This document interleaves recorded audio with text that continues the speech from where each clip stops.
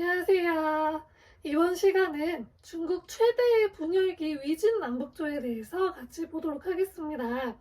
그 전에 우리 지난 시간에 한나라가 어떻게 멸망했는지 다시 한번 살펴보도록 할 텐데요. 후한이 세워질 때 호족의 도움을 많이 받아서 호족의 이해관계를 챙기지 않을 수 없다고 했었고요.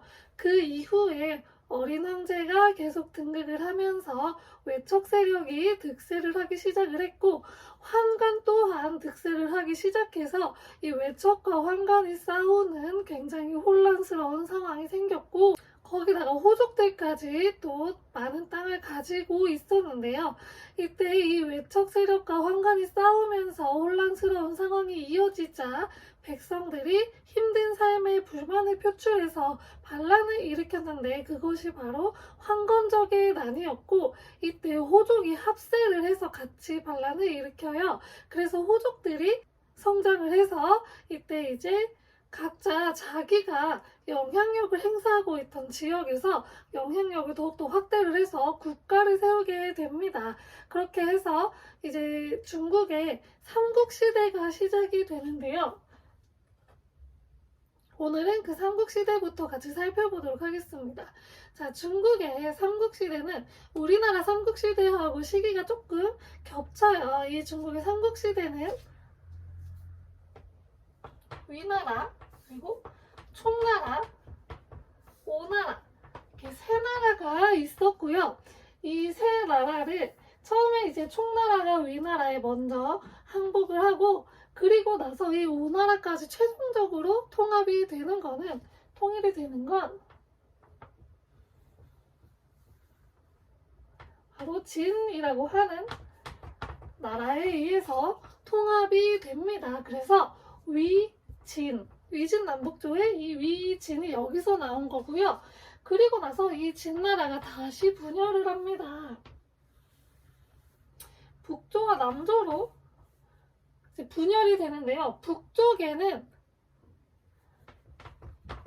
북방 유목민족의 왕조가 들어서고, 이 진이 이따가 나중에 설명을 하겠지만 진이 남쪽으로, 동쪽으로 옮겨요. 그러면서 남쪽에 한족 왕조가 형성이 되는 위진 남북조 시대가 이렇게 펼쳐지게 됩니다.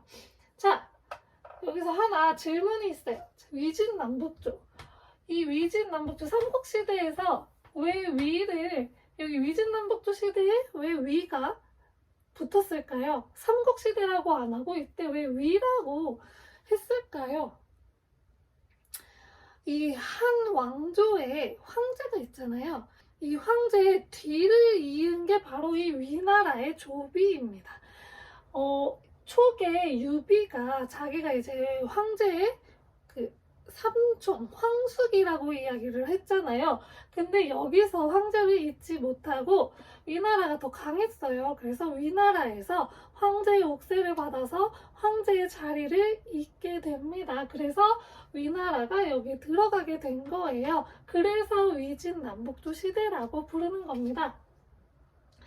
자, 먼저 위에서는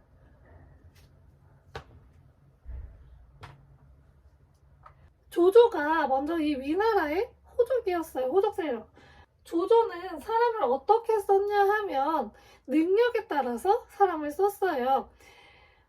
자기 아빠가 그 환관 출신인데, 당시에 지난 시간에 설명했지만 환관을 탕류라고 부를 정도로 이 환관들이 굉장히 부패했다고 했었잖아요. 그래서 그런 아빠, 그 양아빠거든요. 그 입양된 거예요. 환관은 아이를 가질 수가 없으니까. 자기 아빠가 그런 탕류였기 때문에 가문이라든지 청렴도 이런 거에 의해서 사람을 쓰는 것보다 능력에 따라서 사람을 써야겠다라고 느낀 거죠. 그래서 능력에 따라서 사람을 뽑아 쓰기 시작합니다. 이 대표적으로 미나라에서 실시된 게 구품 중정제예요. 이거를 이제 뒤에 쭉 받아서 사용을 한 건데요. 이 구품 중정제는 지방에서 중정관이라는 사람이 이 지방에서 추천을 받아요. 얘가 좀 청렴하고 또 머리도 좋고 이렇게 추첨을 받아서 중앙 관료로 보내는 게 구품 중정제예요. 그러니까 사람의 등급을 구품으로 나눠서 얘는 요 등급입니다 하면서 이제 추천을 하는 거죠. 그거를 구품 중정제라고 합니다. 이런 구품 중정제 등을 실시를 해서 인재를 등용을 했고요. 그리고 뭐 둔전제도 실시를 하고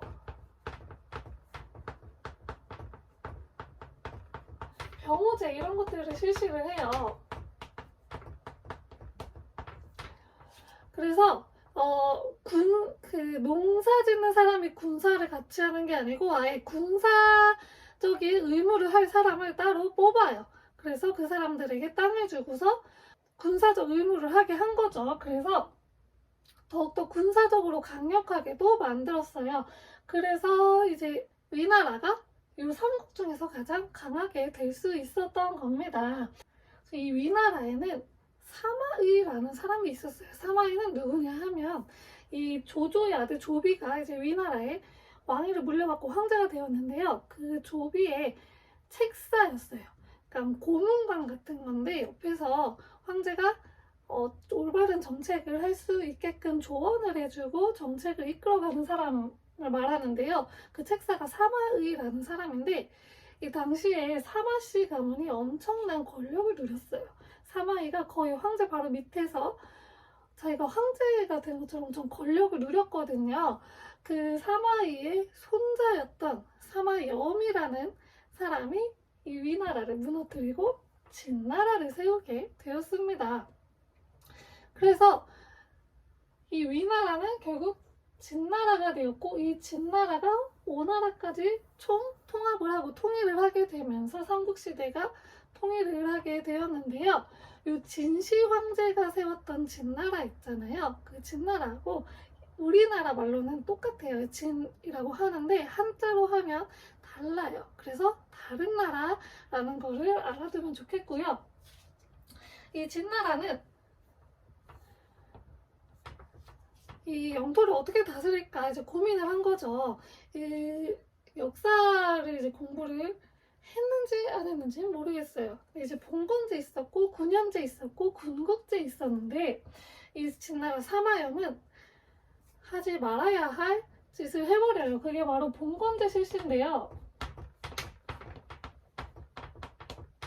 우리 주나라 공부했을 때 봉건제 실시해서 그 지방에 분봉받은 제후들이 점점 세력을 확대를 하면서 자신들이 이제 왕보다도 더 높은 위치에 서게 됐잖아요. 그렇게 해서 이제 주나라가 멸망을 하게 되었는데요.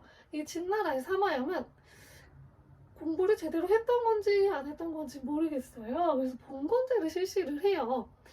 그래서 결국에 일어나지 말아야 할 일이 일어나고 말아요.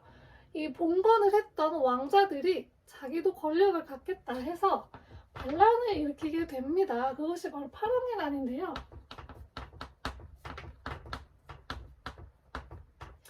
이 파랑의 난이 일어났을 때 자기네들끼리 싸우면 좀 제대로 승산이 없다고 판단을 했나 봐요. 그래서 여기에 무엇을 데려오냐면 북쪽에 있던 북방 유목민족들을 데려와요.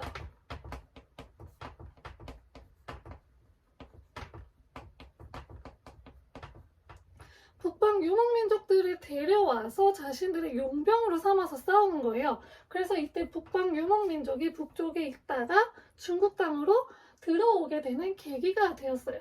이 중에 한 명이었던 흉노가 일으킨 반란인 영가의 난이 있어요.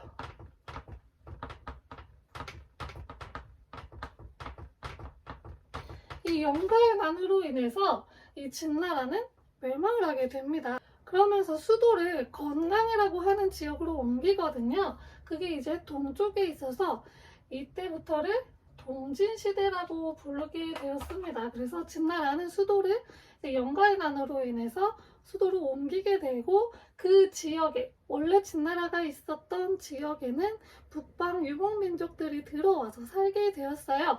그때부터를 이제 남북조 시대라고 부르게 되는 거예요. 자, 여기 북방 유목민족들이 들어왔다고 했잖아요. 얘네가 이제 이 지역에서 살기 시작을 해요. 그래서 5개의 이 북방 유목민족들이 16개의 국가를 세운 5호 16국 시대가 시작이 되었습니다.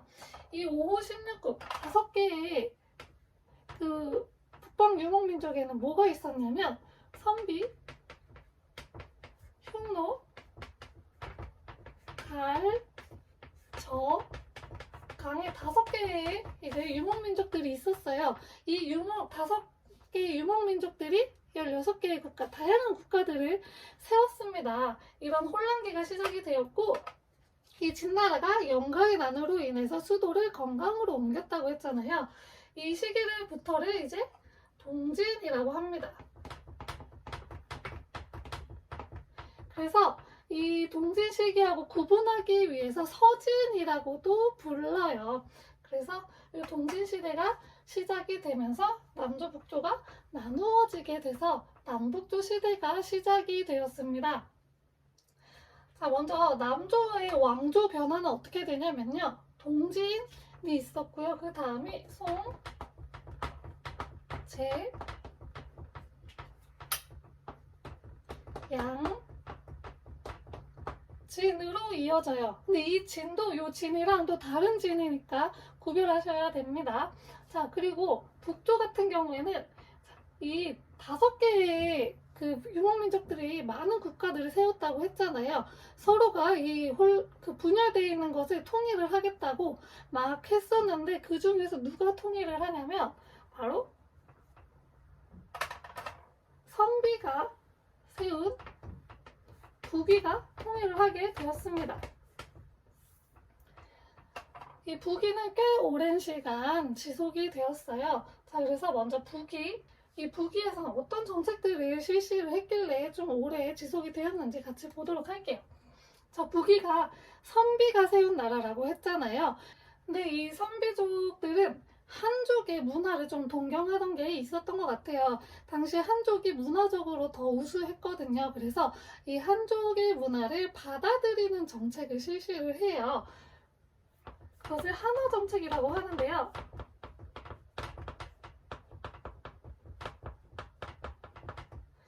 그래서 자기들하고 한족하고 융합하는 정책을 펼쳐요. 대표적으로 수도를 옮기기도 하고 그 더 남쪽으로 수도를 옮기기도 하고요. 그리고 한족의 귀족성 있잖아요. 성씨. 그 귀족들의 성씨하고 자기네들 귀족들의 성씨하고 같은 등급이다 라고 또 이야기를 하기도 합니다. 그런 한화 정책을 실시를 하고요.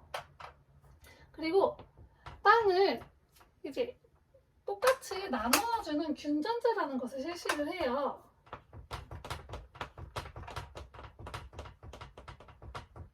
그래서 땅을 나눠준 다음에 경작을 해서 세금을 내라라는 거죠. 그래서 일부 땅은 세습이 가능하게 했고 일부 땅은 사람이 죽으면 나라에 반납을 하도록 했어요. 이런 균전제를 실시하였습니다. 그리고 북위 같은 경우에는 종교를 좀 이용을 했어요. 왜냐하면 북방 유목민족이잖아요. 그러니까 한족뿐만 아니라 북방 유목민족도 이 중원지역, 중국의 그 중심 지역을 다스릴 수 있다라는 그런 정당성을 부여를 하기 위해서 종교를 좀 이용을 하는데요. 가장 먼저 도교라는 종교를 이용해요. 그래서 이 도교를 국교화 시키는데요. 구겸지라는 사람이 활약을 해서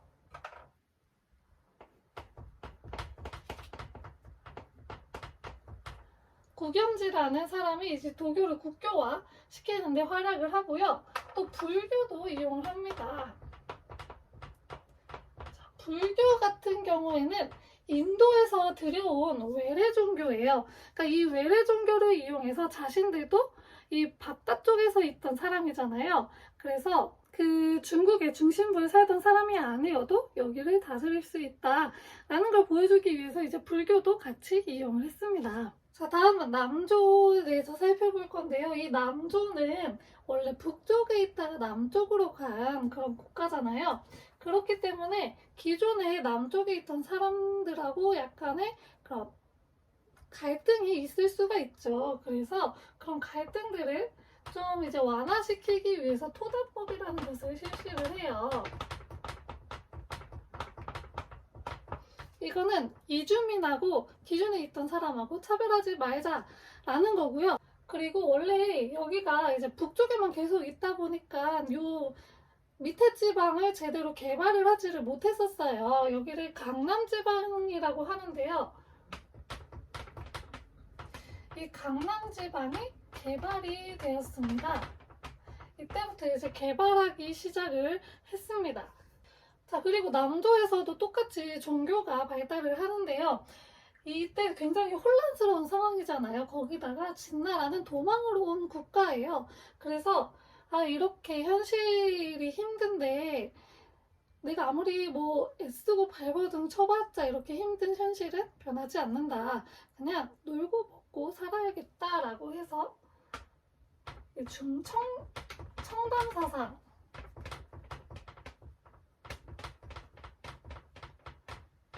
이 발달을 하고요. 그 중림치련이라는 게 등장을 해요. 산에 들어가서 이제 시 쓰고 노래하면서 살던 사람들인데 이런 중림치련에 등장을 하는 이런 모습을 보여요. 이 청담사상은 도교에 그 기반을 뒀다고 합니다. 자, 우리 남북쪽으로 나눠졌을 때 여기 북위가 있었다고 했잖아요. 이 북위에서 한화 정책을 실시했다고 했죠. 이 한화 정책에 불만을 품은 사람들이 나타나기 시작을 해요. 자, 한화 정책은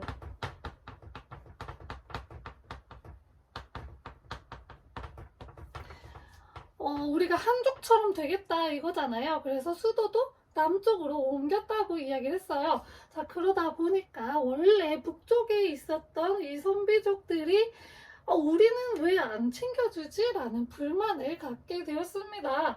이 북쪽에 그 국경선에 배치를 했던 선비족들이 있었어요. 자기네들은 이렇게 목숨을 걸고 지금 국경을 지키고 있는데 대우가 너무 안 좋은 거예요. 한화 정책을 막 실시를 하면서 한족만 더 챙기려고 하고 우리는 막 한족이다라는 그런 생각을 막 갖고 있으면서 우리가 안 챙겨? 좀 그런데? 하고서 무엇을 일으키냐 하면 6개의 진들이 반란을 일으켜요. 자, 그러면서 이 육진의 난을 진압하기 위해서 이주영이라는 사람을 보냅니다. 근데 이 이주영이라는 사람이 자신이 권력을 잡고 오히려 반란을 또 일으켜요. 그래서 하음의 변이라는 것을 일으키는데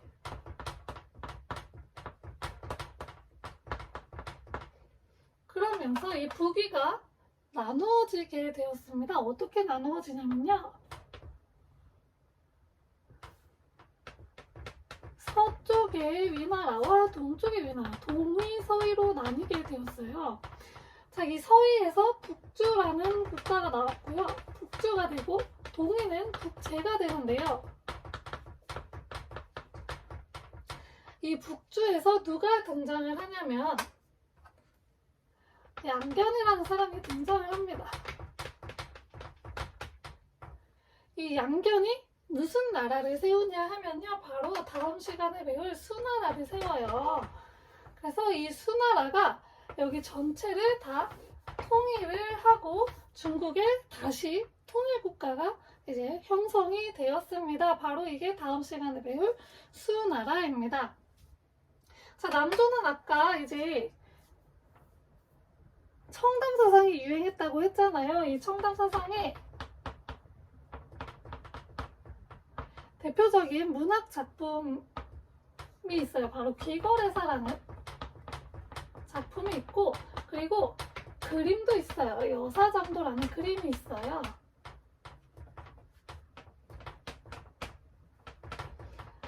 이런 작품들은 이 청담사상을 잘 보여주는 작품이라고 합니다. 자, 여기까지 오늘은 위진남북조 중국의 대분열기에 대해서 살펴보았어요. 한나라 말기에 황건적의 그런 반란으로 인해서 위초고의 삼국으로 분열이 되었고, 이 위초고의 삼국을 진나라가 최종적으로 통일을 하였지만, 이 진나라는 흉노의 그런 반란으로 인해서 수도를 동쪽으로 옮기게 되고, 북쪽 지역은 이제 북방 유목민족들이 차지하게 되는 오호 16국이 시작이 되고, 이 한족 왕조는 남쪽으로 피신해가는 그런 남북조의 시대가 시작이 되었다고 했고요. 이 남조는 한족의 왕조를 계속 이어갔는데, 좀 이제 현실 도피적인 사상인 청담 사상이 발달을 했다라고 했고, 그리고 북조 같은 경우에는 선비족이 세운 부귀가 56국 시대를 통일을 했고, 한족의 문화를 따르는 한화 정책을 실시를 했다가 이제 북쪽에 있었던 선비족의 반란을 받아서 분열이 되고 결국 수나라에 의해서 남북조 시대가 통일이 되었다라고까지 설명을 했습니다. 다음 시간에는 수나라와 당나라에 대해서 같이 이야기해 보도록 할게요. 감사합니다.